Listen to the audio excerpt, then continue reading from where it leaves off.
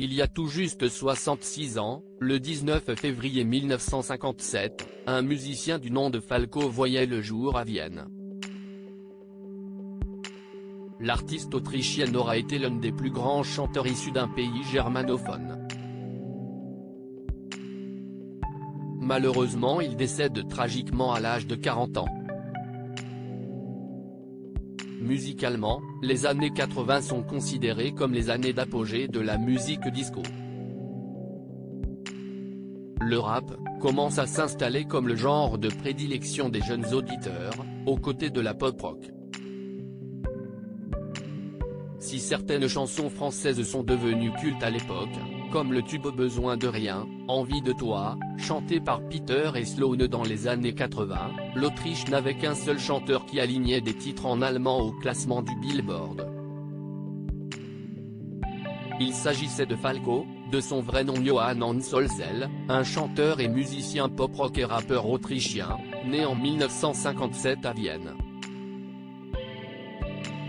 Surnommé le premier rappeur blanc, il a révolutionné la musique autrichienne car il était le premier rappeur en allemand. Il pouvait également se vanter d'être l'un des plus, si ce n'est le plus grand chanteur issu d'un pays germanophone, ou du moins le seul chanteur germanophone à devenir numéro 1 aux États-Unis. Une méga star des années 80.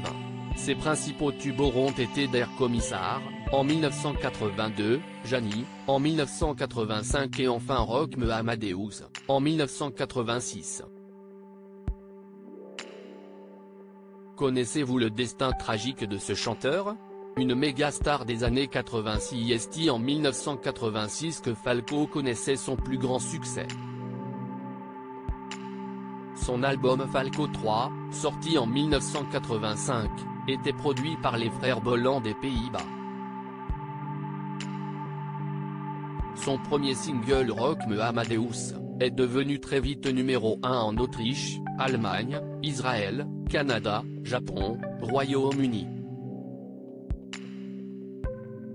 Le single devenait numéro 1 aux États-Unis le 29 mars 1986, et restait en tête du hit parade durant 3 semaines. Un record. Or, son autre single, Jani, a fait un énorme scandale. En effet, les paroles étaient interprétées comme une apologie du viol et du meurtre, et le single fut interdit sur quasiment toutes les radios. Finalement, Falco trouvait la mort sur une route de Puerto Plata, en République dominicaine, le 6 février 1998, alors qu'il était âgé de 40 ans.